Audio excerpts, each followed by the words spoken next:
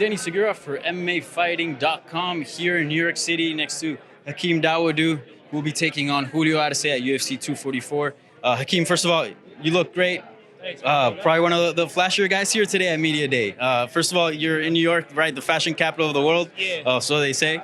Have you gotten a chance to shop or? Yeah, I went shopping. I checked out the Gucci store, Louis Vuitton store, all that. It was kind of more really high-end fashion out there.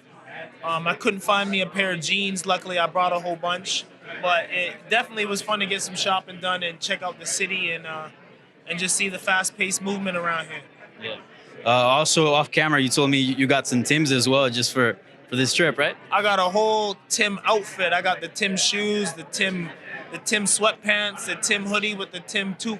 I was rocking that yesterday, and I got a lot of compliments. So Yeah. they were feeling that out here for sure.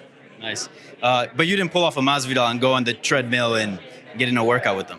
No, I didn't work out on my Tims. I didn't want to scuff them, man. I got some really fly, nice Tims. I just took them off, put on the Reeboks. Yeah, for sure.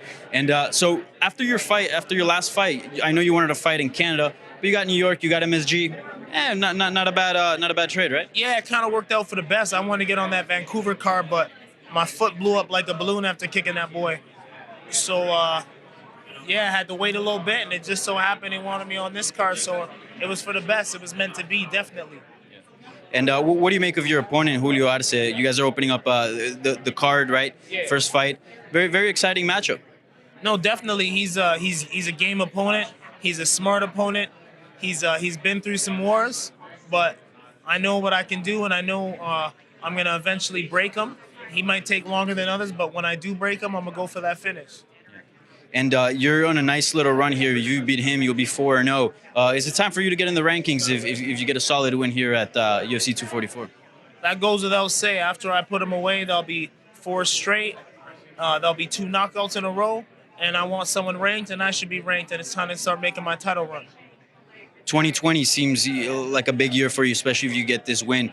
Do you see that year as the year that you really stamp your name in the UFC? 2020 is going to be my breakout year, and start getting all the fans, start getting all the followers, start getting all the sponsors, start getting the big fights, and start fighting for the title. That's the plan. Yeah. When you look at the champion and you look at the guys at the top, do you see a big gap between those guys, or you think you're right there? I see a big gap between me and everyone behind me, man. I feel like I got all the skills. I'm a superior athlete, and there's no gap, man. I'm right there up with everybody, and I'm going to prove it on Saturday night. Sure, excited to see that. And lastly, I know you're Canadian, but of Nigerian descent. The Nigerians have been killing it. Kamaru Usman, there's a lot of other Nigerians that are doing quite well. Also, just Africans in general. Israel Adesanya. Do you feel proud seeing that? How do you feel about sort of that explosion? Yeah, definitely, man. I'm definitely proud to be half Nigerian, especially with this Nigerian wave going on. You know what I mean? Sometimes I feel like I'm left out of it because, I'm half Nigerian, half Jamaican. But, Nigerians are successful people.